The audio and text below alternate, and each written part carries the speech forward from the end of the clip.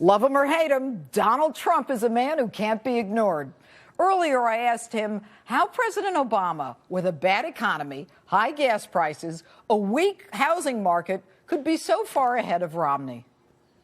Well, I don't think it'll be very long. The Republicans are not doing themselves a service by continuing with this whole charade because, frankly, Romney is going to be the candidate. He's going to be a very good candidate. I think he's going to end up winning. And you just mentioned one of the things, gasoline. When that hits $5 a gallon, $6 a gallon, I think it's going to be very easy, actually, to beat the president. Gas prices are still going up. Why is this guy popular? Well, he's got something going. People liked him. He ran on change, and we got change. This is change. The country's doing very poorly. We're doing very poorly, especially as it relates to other countries. Many, many countries, they're doing so well you wouldn't even believe it. China is doing numbers on us that you wouldn't believe. The level of and the amount of money that they make on the United States each year. This year, China will make $350 billion.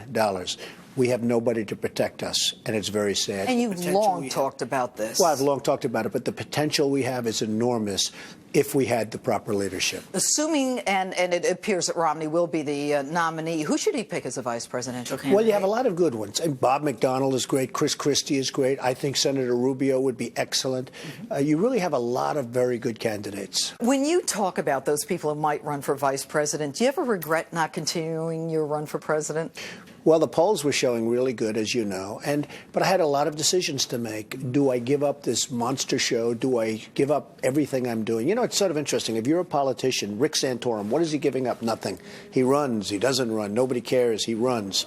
But when you do what I do, you're giving up a tremendous amount, and something happened. What happened is I got to know Mitt Romney, and I was impressed with Mitt Romney. And he spoke about OPEC, and he spoke about China, and he spoke about what's happening to this country, how we're being eaten from the outside by all of these countries. The country of Colombia, they call it our business partner. They made $4 billion profit, call it profit on us last year. You know, he sees it.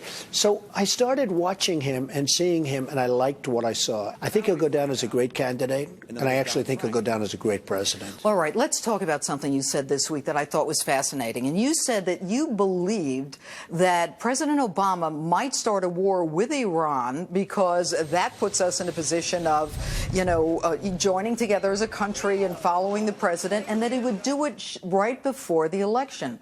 What do you base that on? Well, that's just a prediction I make. I think that he will start a war. I think that we will have a war. I think Iran is being very foolish.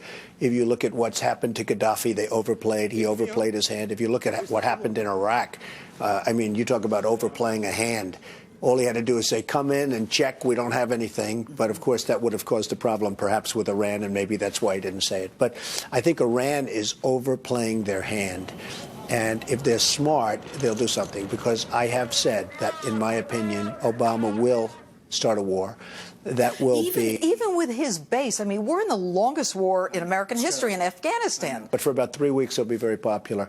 By the way, 6 months later, he'll be very unpopular, but by that time, it's too late. You think he's that sinister?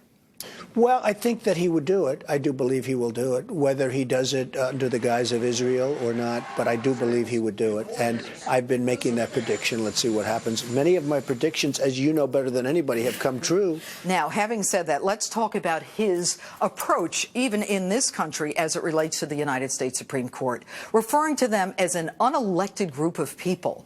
And, you know, as a lawyer and as a former judge myself, I was somewhat taken aback. How does that hit you? Well, I think it's very arrogant, or he doesn't know. But he was a constitutional law professor. How could he not know? Maybe he was. Who knows?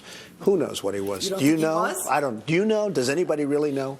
The Manchurian Candidate. The fact is that... That's very interesting, the Manchurian Candidate. Look, not a lot of things are known about Obama, and it's frankly one of the reasons he got in. But he was so either arrogant or, I don't want to use the word ignorant, but perhaps that's a good word to use, and nobody can believe it. I have people that are lawyers, that are friends of mine. They can't believe the statement that he made about the Supreme Court. Have you ever seen a president do something like that? No, I think it was one of the most insulting things that you could have possibly said to a judge, and especially if you're talking about a Supreme Court justice who's about to render a decision on your case. It'll force them to do one of two things. Maybe they'll give a decision that they wouldn't have given, and that would be bad, because Obamacare has to be overturned. It's going to be a disaster for for this country. Why?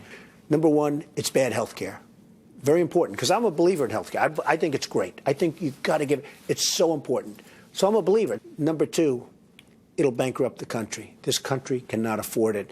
The companies within the country cannot afford it. Does he think he can change the Supreme Court's mind? I mean, these guys don't run for re-election. They have a life tenure. Well, nobody knows what he was doing. Maybe he didn't know what he was doing, but I think it really came out badly. And if I were a justice, I would be so angry by what he said and the way he said it. And even as a citizen, you look at what he's doing. He's taking one of our three great branches and really saying it shouldn't exist.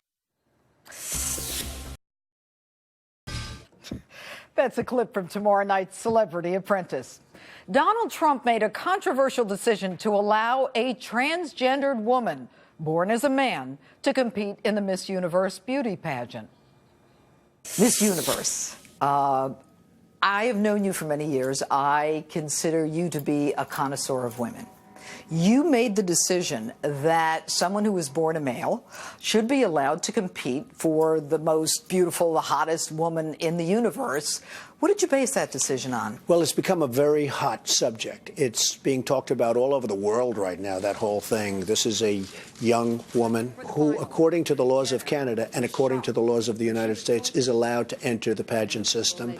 Is there a specific pageant rule that says that? Well, we didn't have a rule. This is sort of new territory. And in fact, we're going by, at some point, the Olympic rules, because the Olympics are having a very big question about this. Should this be allowed? What I did is I said, we have 58 contestants in Canada.